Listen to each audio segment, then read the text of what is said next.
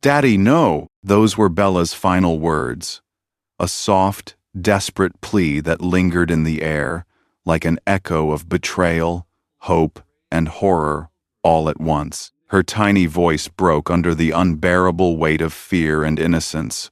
And then, silence. That moment became the turning point, the last flicker of light inside a nightmare, the memory that would haunt Chris Watts for the rest of his life. But we must rewind. It was the 13th of August 2018.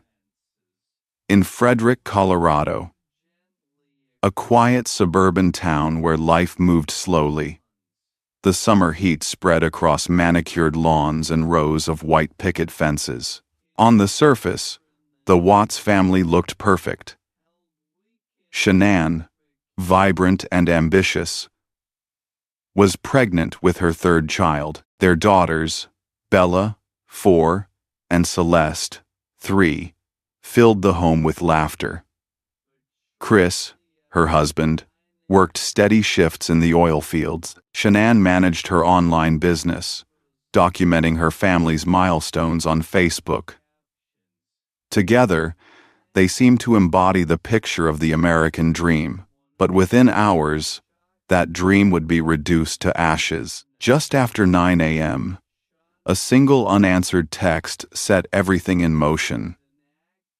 Shanann had a scheduled appointment with her OBGYN that morning, but she never showed up. Her best friend Nicole grew anxious.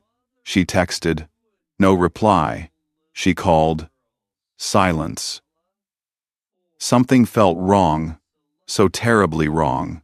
By late morning, Nicole did what most people would hesitate to do.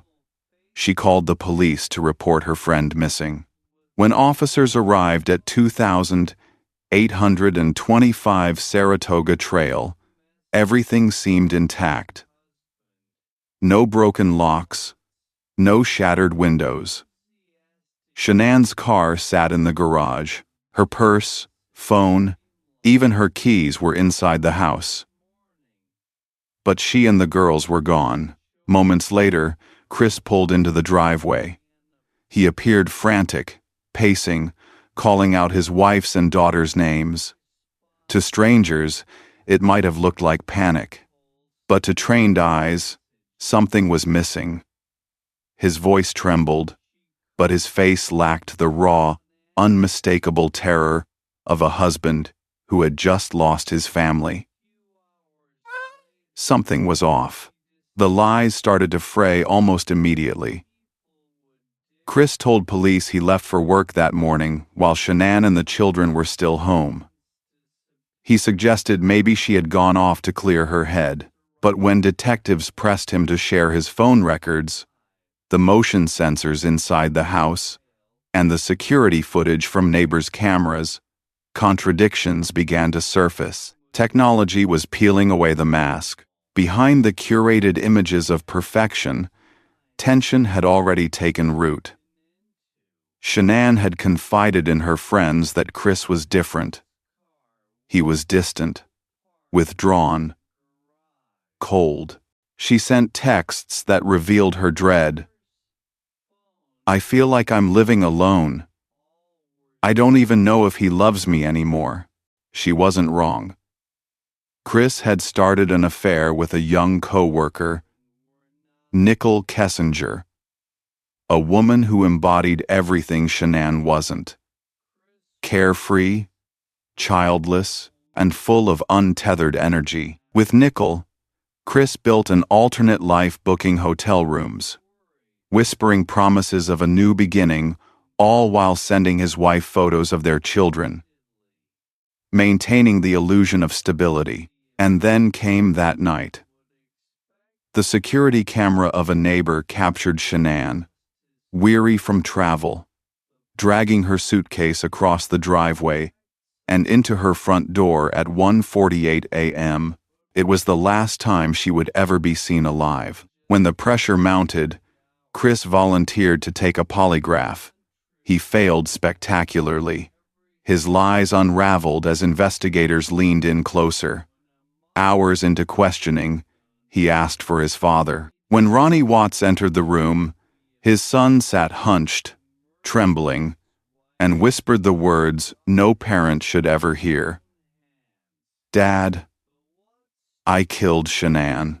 But he wasn't ready to admit the whole truth. He spun a desperate tale that Shanann had killed the girls, and he, in a fit of rage, killed her in return. It was a lie.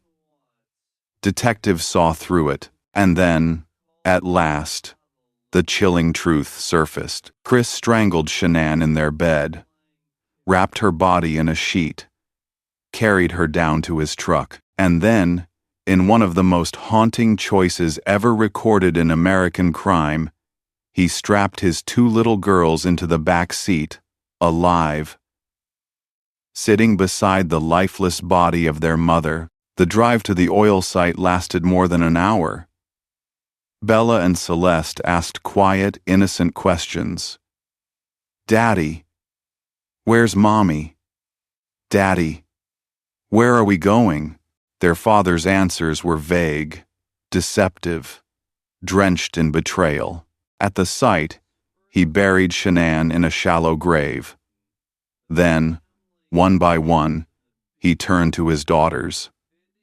First Celeste, then Bella, who fought back, whispering through her tears, "Daddy, I don't want to die."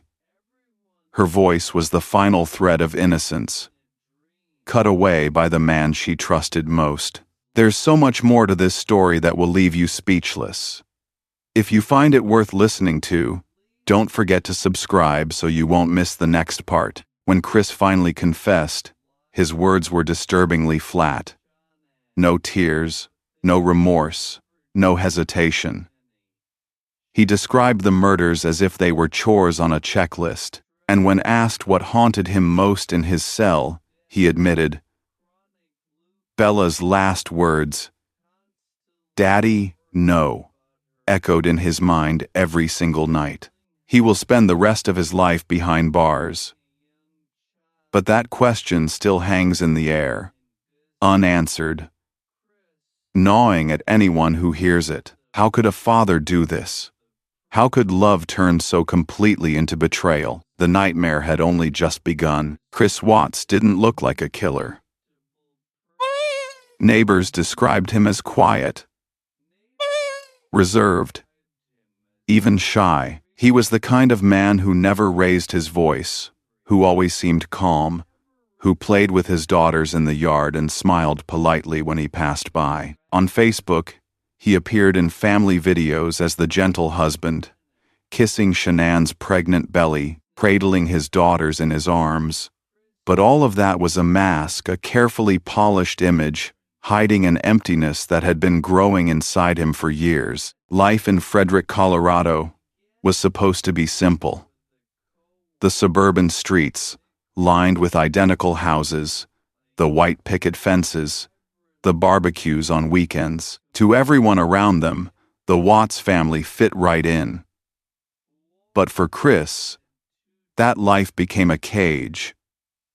He felt suffocated by the weight of marriage, bills, fatherhood, Shanann's health struggles with lupus, their financial troubles, and her energy poured into building an online business made her stronger in the eyes of others, but to Chris, it was another reminder of a life that no longer felt like his. And then came Nicole Kessinger. She was young, vibrant, childless, unburdened. She represented everything Shanann wasn't: freedom, lightness, escape.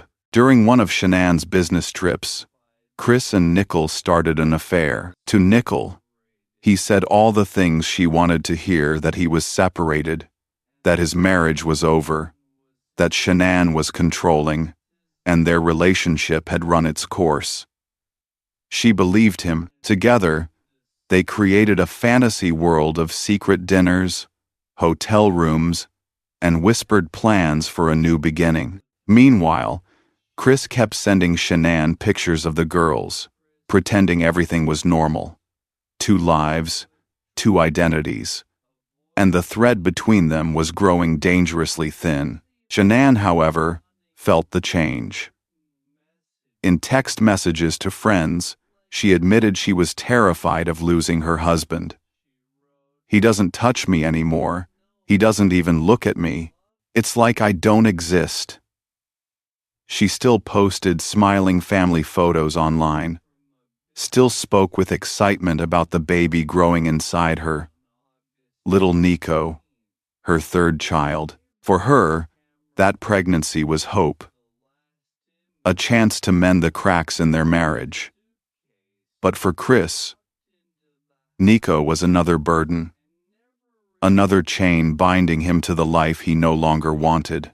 When Shanann returned home from her final trip at 2 a.m. on August 13, a neighbor's camera caught her dragging her suitcase into the house. Tired, unaware, maybe hopeful. Inside, Chris was waiting.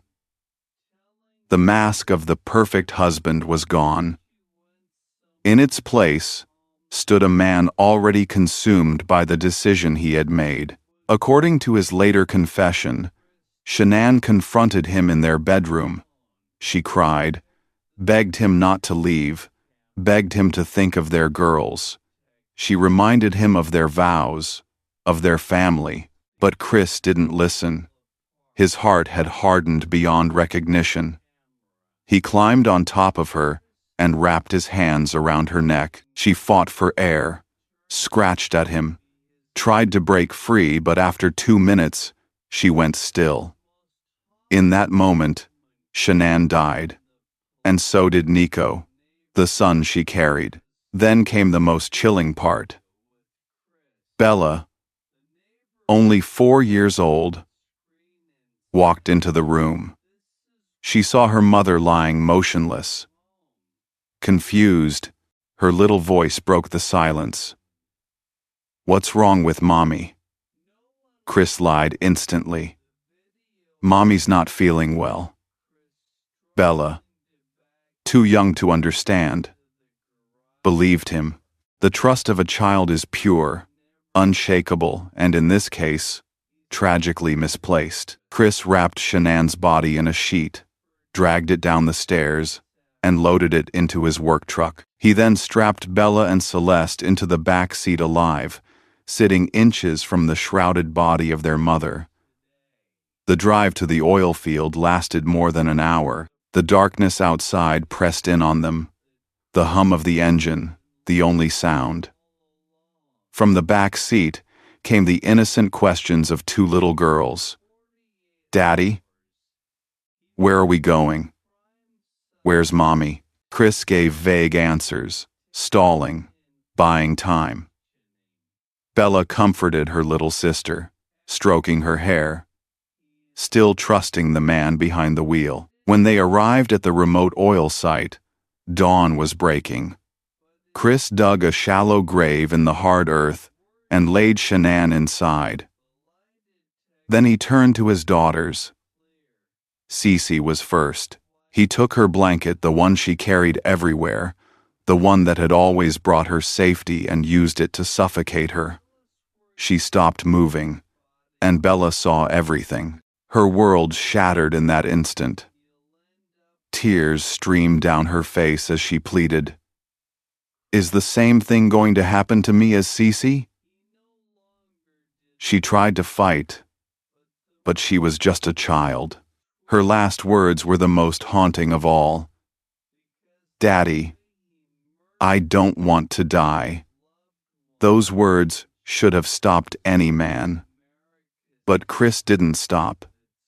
He ended her life too. He forced the tiny bodies of his daughters into separate oil tanks, each through openings just 8 inches wide. Their small shoes, their blankets, their fragile bodies desecrated by crude oil. Shanann's grave lay nearby, shallow and hurried. And with that, the man who had once stood as a father and husband destroyed everything he was meant to protect. What makes this crime unbearable is not only the violence, but the calmness. Chris did not act in a sudden fit of rage. He made choice after choice, step after step, with chilling calculation. And the most heartbreaking truth of all is that, until the very last moment, Bella and Cece still trusted him.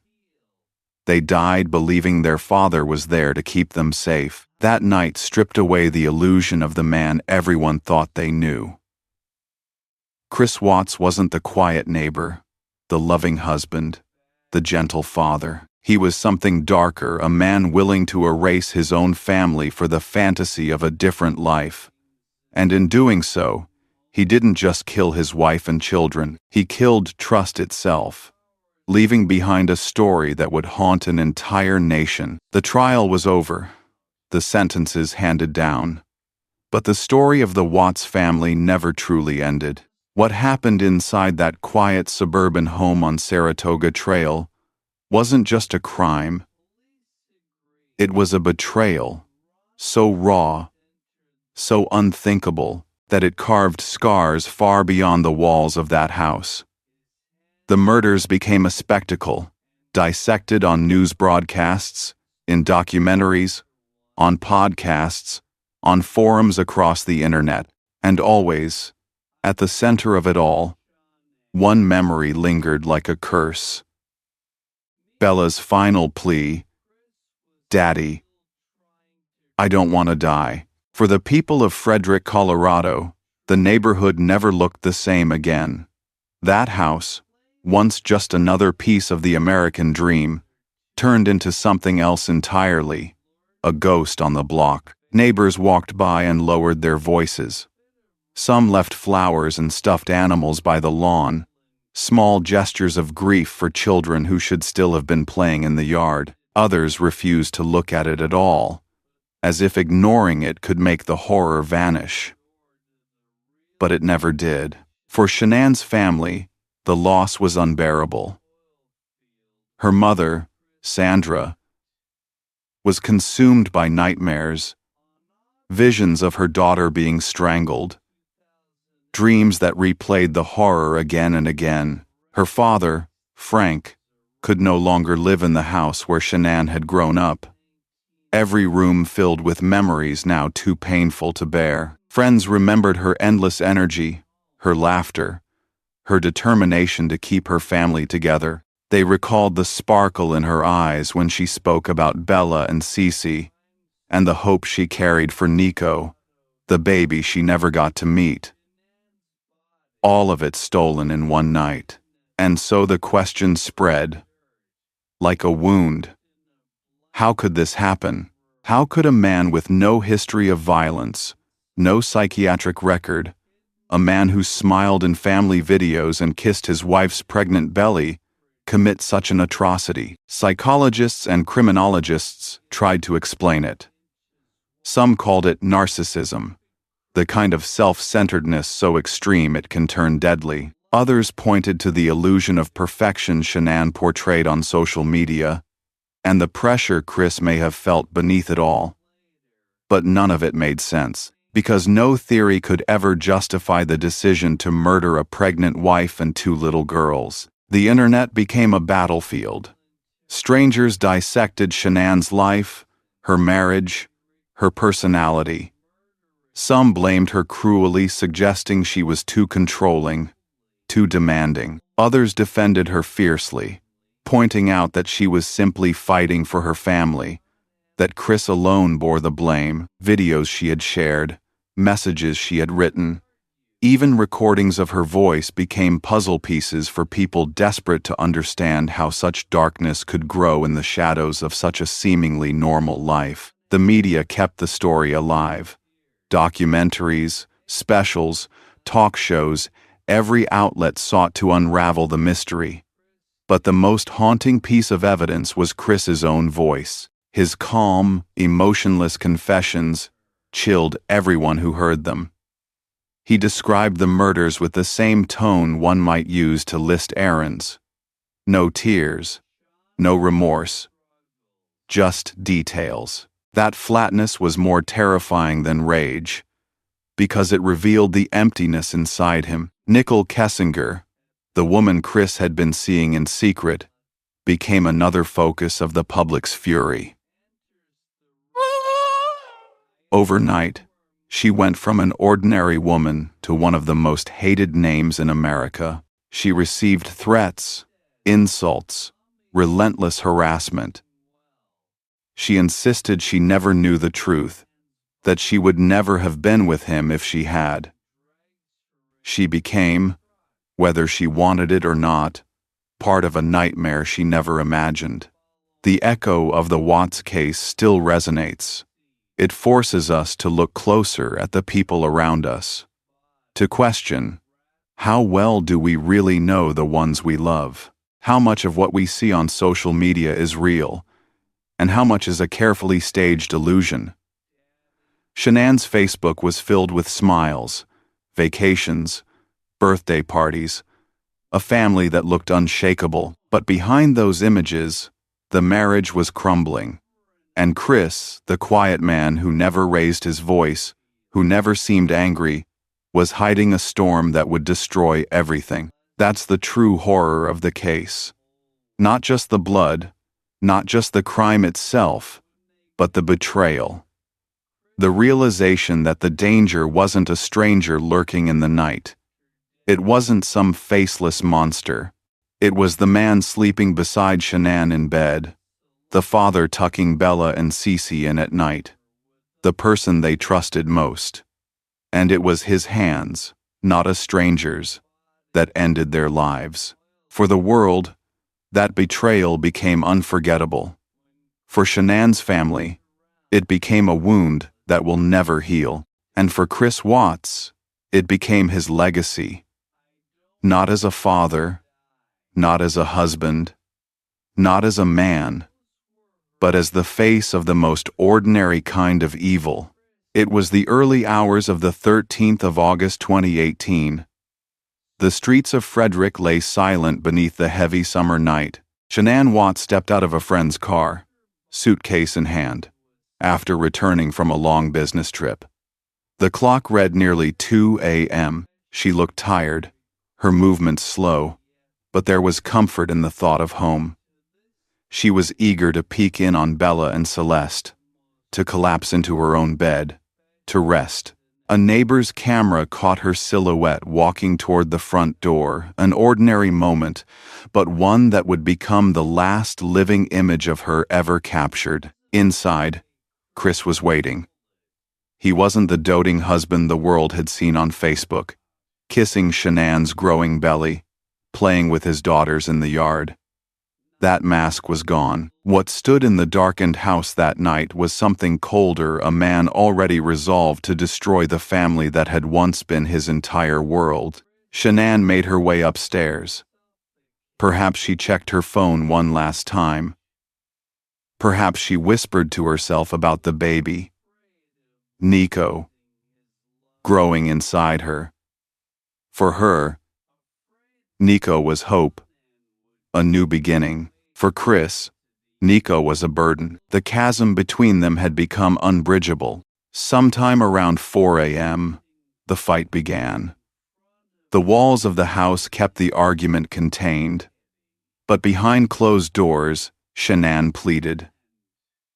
She cried, begged him not to walk away. She reminded him of their vows, of their 2 little girls who adored him, of the life they had built. But Chris didn't hear her. His heart had turned to stone. He straddled her, wrapped his hands around her neck, and pressed. Shanann struggled, clawed, fought for air, but within moments the life drained from her body. Along with her, Nico, just 15 weeks from being born, died too. And then, the unthinkable. Bella, 4 years old, opened the bedroom door. She saw her mother lying motionless, wrapped in shadows. Her voice trembled. "What's wrong with Mommy?" Chris's answer was quick, cold, and false. "Mommy's not feeling well." Bella believed him because children always believe their fathers. That trust, so pure, would be her undoing. Chris wrapped Shanann in a sheet and dragged her body downstairs. He carried it out to his work truck, placing her in the back. Then, as if it were the most ordinary thing in the world, he ushered Bella and Celeste into the back seat. They climbed in quietly, clutching their blankets, their small eyes heavy with sleep. They didn't know that their mother's body lay just feet away. The drive to the oil site lasted over an hour. The hum of the engine filled the silence. From the back seat, innocent voices cut through the darkness. "Where are we going, Daddy?" And, "Where's Mommy?" Chris mumbled vague answers. Bella, the older sister, stroked Cece's hair, whispering comfort, still trusting the man who was steering them toward their deaths. When they arrived, dawn was breaking over the barren field.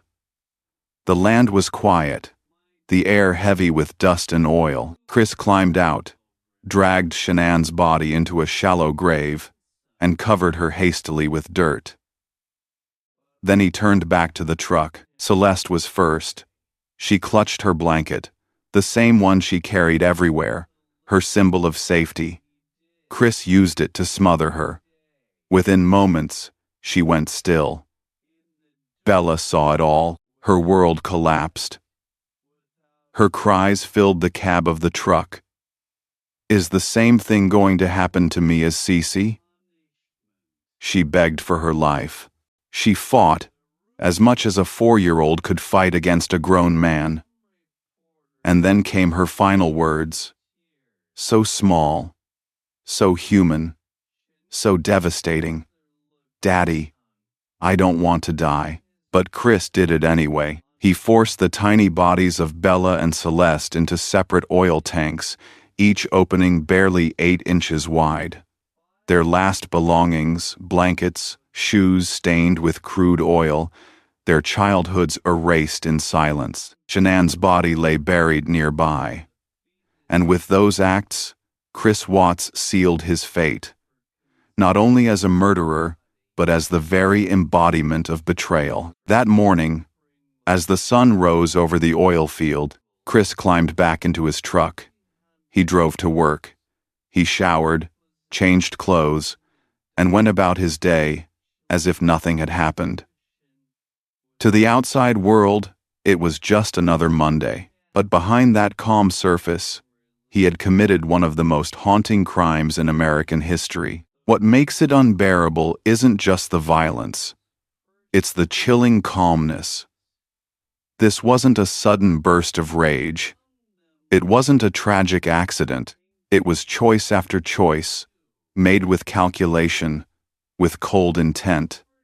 And the most heartbreaking truth is this: until their very last breath, Bella and Cece still trusted him. They died believing their father was the man who would always protect them. That is what turned Chris Watts from an ordinary husband into the face of evil, not just the murders, but the betrayal of love, the betrayal of trust, the betrayal of everything his family believed he was. On the 19th of November 2018, the courtroom in Colorado was silent enough to hear the sound of breathing when the judge delivered the sentence. 5 life terms without the possibility of parole, plus decades more for the concealment of the bodies. The words fell heavy, like stones, sealing Chris Watts's fate. He sat there, shackled, his face expressionless, as if the weight of his crimes hadn't truly reached him. The mask of the perfect father and devoted husband had shattered forever. What remained was the image of a man who had destroyed his family with his own hands. In that silence, Shanann's mother, Sandra, rose to speak. Her voice trembled, but carried a strength that cut through the air. She said she forgave Chris not because he deserved it, but because she refused to let hate consume her. "I don't want him to die," she said, staring at the man who had stolen everything from her. "I want him to live every single day with what he did. In the darkness, without hope. That will be his true punishment." Her words made many in the courtroom weep. Even hardened reporters wiped away tears, because her pain was unfathomable, and yet she chose not to answer it with vengeance. After the trial, the personal belongings of Bella and Celeste were returned to Shanann's family. Among them was a tiny pink shoe, smeared with crude oil, bent from being forced through the narrow hatch of a tank. When a forensic officer found it, he broke down in tears. That little shoe became the most heartbreaking symbol of the case. A reminder of innocence destroyed, of a childhood that never had the chance to grow. The question the world kept asking was simple, yet impossible to answer. How could this man, a husband, a father, with no history of violence, no record of mental illness, a man who appeared in videos kissing his wife's pregnant belly, turn into a murderer? Experts tried to explain it. Some said, narcissism. Others pointed to the double life he had created with his mistress, the crushing debt, the pressure of a perfect life displayed on social media. But none of these explanations could justify it, because the truth is, Chris didn't kill in a moment of madness. He didn't kill by accident. He killed by choice. Cold, deliberate choice. That's what horrifies us the most. He wanted freedom. He wanted a new life. Without the weight of children. Without a wife. Without responsibility. And instead of walking away, instead of facing the shame of divorce, he decided to erase his entire family. In his selfishness, he convinced himself it was the only way, and he carried it out without a tear, without hesitation. Today, Chris Watts lives out his days in a maximum security prison in Wisconsin. No parole, no future, no family, just the four walls of his cell and the echo of his daughter's voice, Bella's last words, whispered like a curse he can never escape. Daddy, I don't want to die. For Shanann's family, the wound is eternal. Her mother still wakes up screaming from nightmares. Her father had to leave the home where every wall held a memory. They live with a void that nothing can fill. For the community, that house on Saratoga Trail stands like a scar. Neighbors pass it in silence, some leaving flowers, others unable to look. It is no longer a home. It is a monument to betrayal. And for the rest of us, the story is a chilling reminder. Social media can paint a picture of perfection, smiling photos, family vacations, videos of laughter. But behind closed doors, darkness can grow, hidden until it explodes. Evil doesn't always wear a mask. Sometimes it smiles at you across the dinner table. Sometimes it tucks your children into bed at night. Sometimes it looks like the man next door. That is why the Watts case will never fade from memory.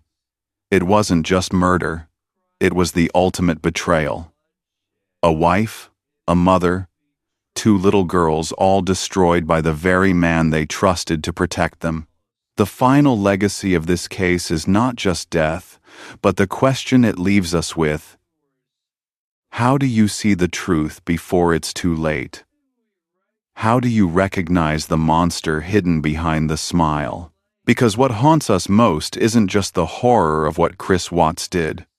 It's knowing that the people who loved him never saw it coming.